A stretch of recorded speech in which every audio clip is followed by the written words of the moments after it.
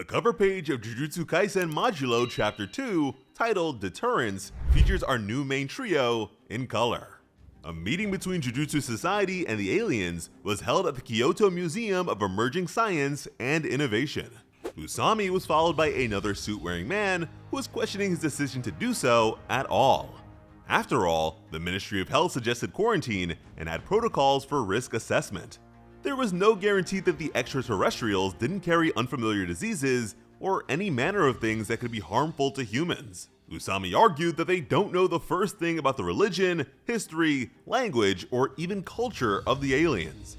Besides, if they treat the Simurians like a threat, that would only incentivize them to embrace the role and actually become one. Now that he mentioned it, the other guy realized that he didn't even know their gender norms. So having two men be the ones to greet them could actually turn out to be an insult or something. As far as Usami was concerned, they were entering thoroughly uncharted territory, where luck was all they could really bet on. Unfortunately, their diplomatic studies wouldn't be very helpful here. Soon after, two of the aliens entered the room, with one of them issuing a warm greeting. The cylinder-headed Simurian is named Jabaloma, and introduced himself as a diplomatic envoy of his people, and he was accompanied by their dispatch officer, Cross, who happens to be Maru's twin brother. On behalf of the Simurians, Jabaloma thanked the Earthlings for their warm welcome. His cheerful expression even extended to his third eye. And somehow, this guy looks more normal than Master Tengen. But wow, he has a lot of tassels. Usami was on guard the moment the alien began speaking fluent Japanese. But he didn't let it show and welcomed the interstellar travelers instead. He shook Jabaloma's hand and introduced himself as the acting minister of foreign affairs. The other man introduced himself as Mino, Usami's subordinate. Internally, he was freaking out since nobody let him know that the aliens could actually speak Japanese. He didn't even know if they spoke English in America. And if they did, he questioned why the Americans didn't let them know. Meanwhile, those guys were always hounding the Japanese about sending them alien technology. And with these guys being so shocked, I have to wonder how they expected the communication to go instead. Did they expect to use cursed energy or something? Either way, it begs the question as to how the aliens were able to learn the language so quickly. Is this the case of natural ability, individual capability, technological capacity, or extended observation?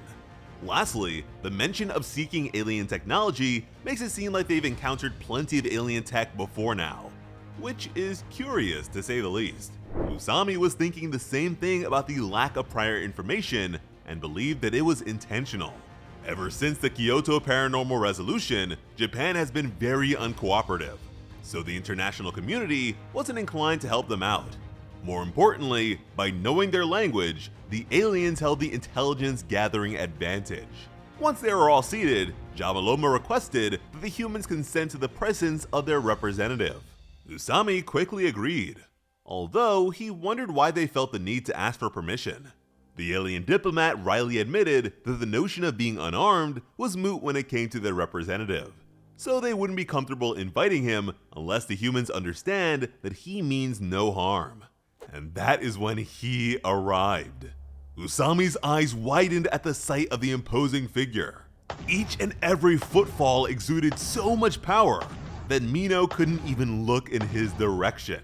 After the meeting, the two men sat in silence for a while. Mino with his hands over his eyes, and Usami holding a cup of coffee.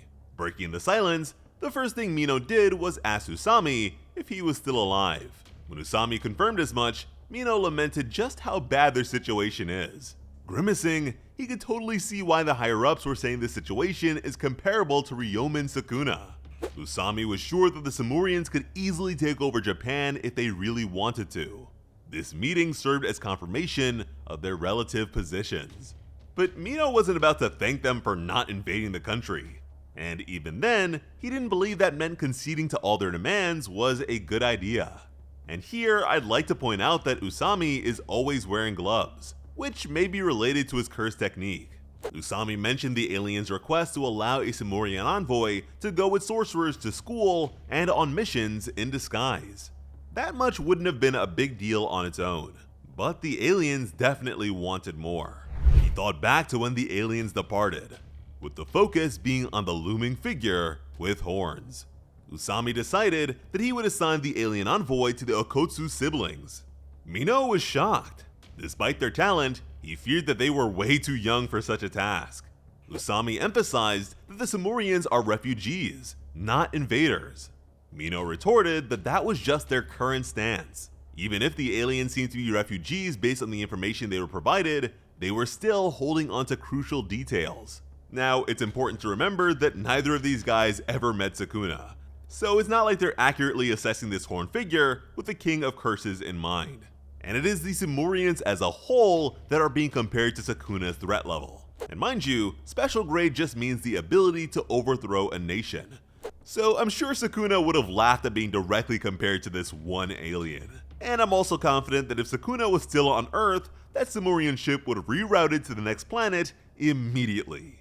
Even so, with how weak the sorcerers of Japan are compared to the past, the gap may actually be proportionate and make it a bit of a rehash of 68 years ago. These two had binders full of emergency measures laid out on the table. Usami mentioned how self-satisfied Japan has been since the paranormal resolution was established 62 years ago, along with the fact that as an island nation with a history of isolationism, they mirrored America's surge in nationalism and adopted an increase in exclusionary sentiments, something that he acknowledges as one of many mistakes that they need to avoid. Usami could see the dangers of their current approach and its trajectory. Japan's style of diplomacy was superficial and formal. The two sides were bound to keep flexing on each other to avoid showing weakness, and the worst case scenario would come to fruition over the decades to come. Mino continued the train of thought by saying that once the presence of the alien spreads, public sentiment would be inclined towards those same exclusionary sentiments, which would certainly escalate into armed conflict. Then, outright war between humans and aliens. Usami made it clear that war was the one thing they needed to avoid at all costs. As such, he was sure that they needed to make true harmony their utmost priority. And to connect like that, they would need to do away with adult formalities and put their faith in the spirit of youth.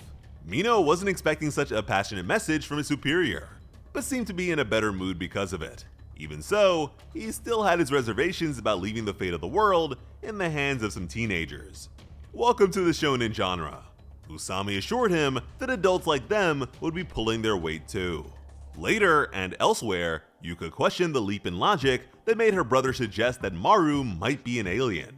Tsurugi relayed the criminal's claim that aliens have come to Japan, how all diplomatic missions related to aliens have been Japan's responsibility since the signing of the treaty, and finally, that the Inspector General has classified the aliens as being special grade on the level of Ryomen Sukuna.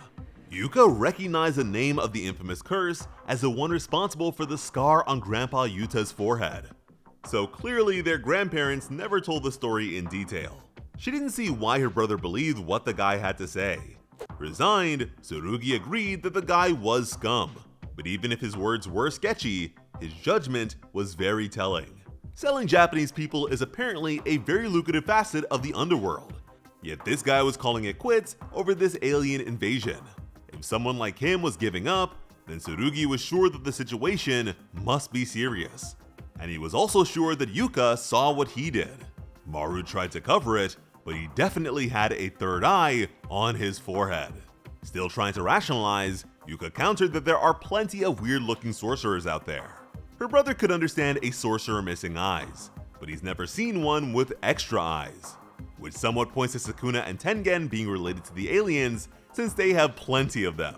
But in that case, Yuka suggested that they figure it out on their own. Tsurugi didn't believe that was possible since Usami introduced Maru as an inspector from a state party of the treaty. So even if he is an alien, that wasn't the sort of information they'd share with scrubs like them. Yuka pointed out that she never mentioned asking Usami. An incredulous Tsurugi asked if she was going to ask Maru if he's an alien outright, which would be just as dumb. Contemplating, there was also the fact that he couldn't trust Maru. Yuka reminded her brother that he could trust a criminal's judgment. And that's when the dots connected for Tsurugi. When they arrived, the man claimed to have expected Tsurugi to show up. A high-tech barrier was separating them instead of iron bars. Moments before, the siblings were insisting that Mino keep his distance.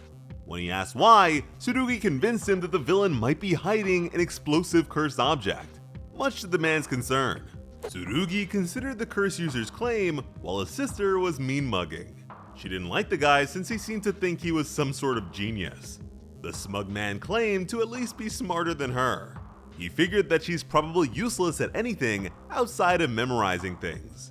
Yuka scoffed. That was a description of her brother, not her. Hit by the accuracy of the insult, Tsurugi wasn't a fan of being called out. Moving on, the smart guy was sure that Tsurugi wanted to know more about the aliens he mentioned before. First off, Tsurugi wanted to know how the man learned about the aliens in the first place. The trafficker explained that you can just assume that any information that is digitally managed will be leaked. And according to him, this is especially true when it comes to government officials who haven't reconfigured their systems after the establishment of AI regulations. He suggested that they go back to keeping paper records if they want to avoid this sort of thing. The criminal went on to say that the aliens called themselves Simurians. Yuka couldn't believe that he was actually rolling with the whole aliens are real thing. The smart aleck was astonished by the fact that she really needed him to start from there.